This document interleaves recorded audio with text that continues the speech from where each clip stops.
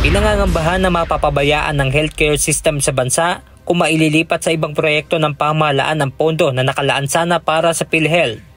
Sa proposed 2025 General Appropriation Act, hindi nakasama ang subsidiya para sa PhilHealth. So yun ang problema binigay na sa PhilHealth para sa health program ng ating gobyerno para sa mga mamamayan. Ngayon, binawi, bigla, binawi at gagamitin sa mga proyekto ng ating mga congressman o mga politiko. Kaya panawagan na nagkaisa Labor Coalition na magbitiw sa pwesto sina Department of Health Secretary Ted Herbosa, PhilHealth President and CEO Emmanuel Ledesma Jr. at ang lahat ng board member nito. Nananawagan din ang koalisyon na ibito ni Pangulong Ferdinand Marcos Jr. ang 2025 GAA.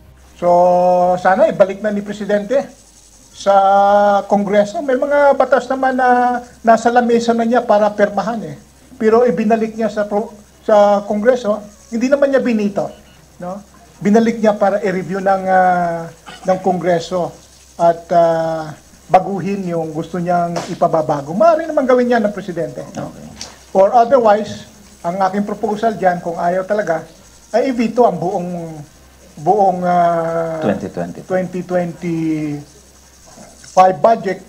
Kaugnay ng zero subsidy sa PhilHealth, isang open letter din para kay Pangulong Marcos Jr. ang ipinabatid ng Independent Health Reform Advocate na si Dr. Tony Leachon. Sa isang pahayag na sinabi ni Dr. Leachon na hindi na anya ito usapin ng politika, kundi nakasalalay na dito ang kapakanan ng mga pasyenteng kinukulang ng higaan sa mga pampublikong ospital dahil sa kawalan ng pondo para sa mas maayos na pasilidad. Usapin na anya ito ng libu-libong namamatay sa sakit na pwede naman sanang maiwasan dahil sa kawalan ng gamot, doktor at ng sistemang maaatrasan. Ayon kay Health Secretary Ted Herbosa, may sapat pa rin namang pondo ang PhilHealth kahit hindi ito mabigyan ng subsidiya mula sa budget ng gobyerno para sa susunod na taon. Hindi po nawala ang budget ng PhilHealth. Kaya ang press release namin, ang PhilHealth kaya pa rin tustusan ang lahat ng benepisyo ng mga membro. Wala pong mawawalang benepisyo. Mga nananakot lang at nag-agitate, nagsasabi, mawawala ng benepisyo ang PhilHealth. Napakarami po ng pera ng gobyerno. Ayon pa sa kalihim, halos magkasing halaga lang anya ang budget ng DOH at PhilHealth. Pero ang DOH ang pangunahing nagbibigay ng serbisyong pangkalusugan mula sa 87 hospitals at primary health care sa bansa. At ang PhilHealth, ang trabaho lang niya, bayaran lahat itong mga hospital na to.